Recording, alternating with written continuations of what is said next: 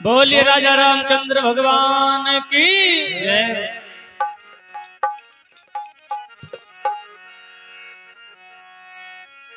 आहो एक दी नदी के तीरे आहो जाते रहनी धीरे धीरे। जी आवाज लगा रहा है। एक दिन नदी के तीरे आहो जात रहनी धीरे धीरे।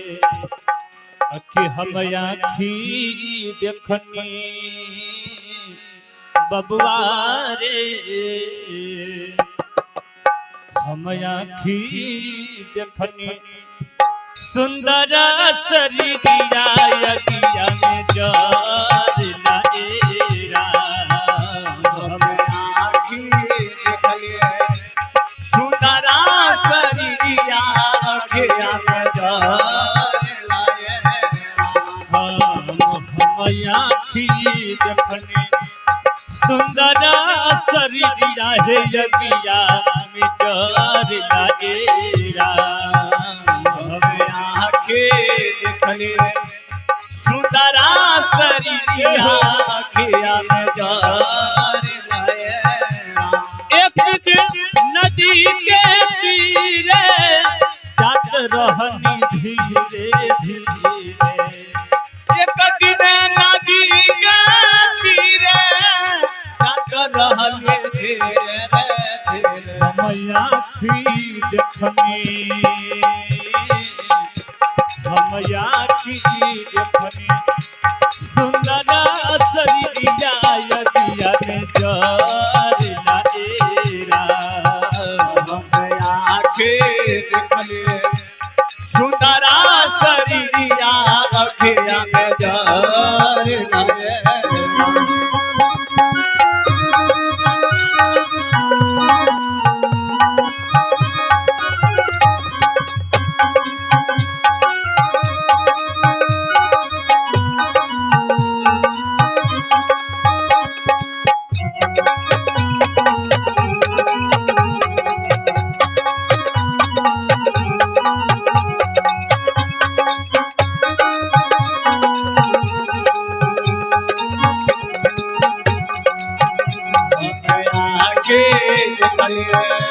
सुंदरा शरीरिया यगिया में जर लाएरा। आखे देखलिए सुंदरा शरीरिया यगिया में जर लाएरा। बसबा के ले बमाना घाटी ले चार हो जाना। हे बसवा के ले विमाना घाट ले चार जाना।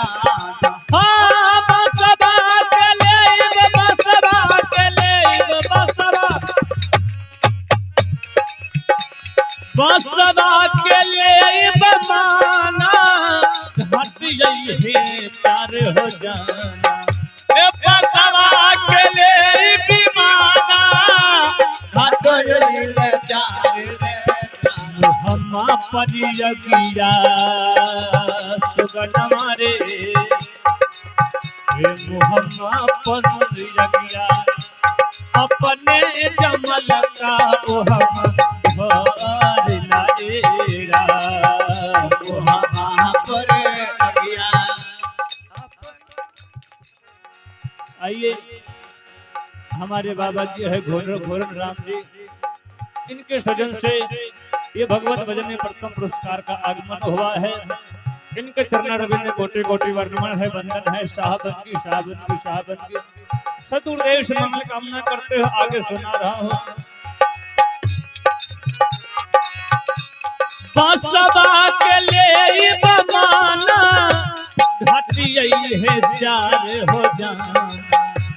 बसवा के ले विमाना घाट ले चार जाना। हम परियगिया बबुआ रे मुहम्मा पर यगिया अपने जमल का घर लएरा मुहम्मा पर अगिया अपने जमल का मुहम्मा पे धर लाएरा मुहम्मा पर यगिया अपने जमल का मुहम्मा घर लएरा मुहम्मा पे अगिया अपने जमल का मुहम्मा धर लाएरा हो भला पूरा करम कमाई केकरा लाई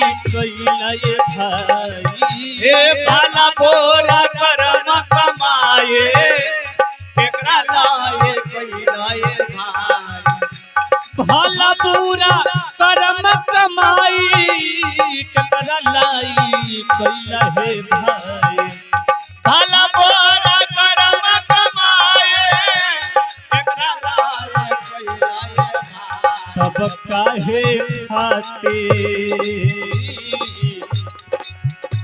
तब काहे खाते ओ चनी जमानब दहिया करिला एरा तब काहे खाते उच्च नीच मान बजहिया घर लाए सुंदर शरीरिया यगिया में जर लगेरा सुंदरा शरीरिया अघिया में घर लाए भजन के अंतिम कड़ी में कवि ने निवेदन किया है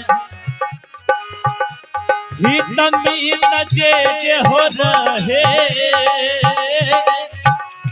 एक मुख सबे कहे हित मीत जे रहे एक मुख सबेर कहे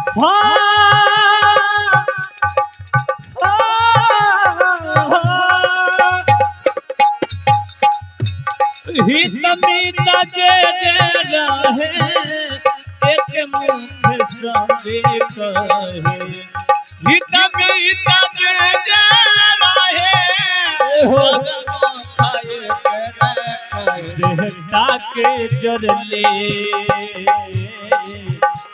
बेटा के जरले बाबूजी के नसबर तनमा कर लाएरा बेटा के जरले बाबूजी के नसवरा कनवा सुंदर शरीरिया यगिया में जर लाए सुंदर शरीरिया यगिया में जर लाए सुंदर शरीरिया यगिया में जर लाएरा बोल सूर्य भगवान की संत भगवान की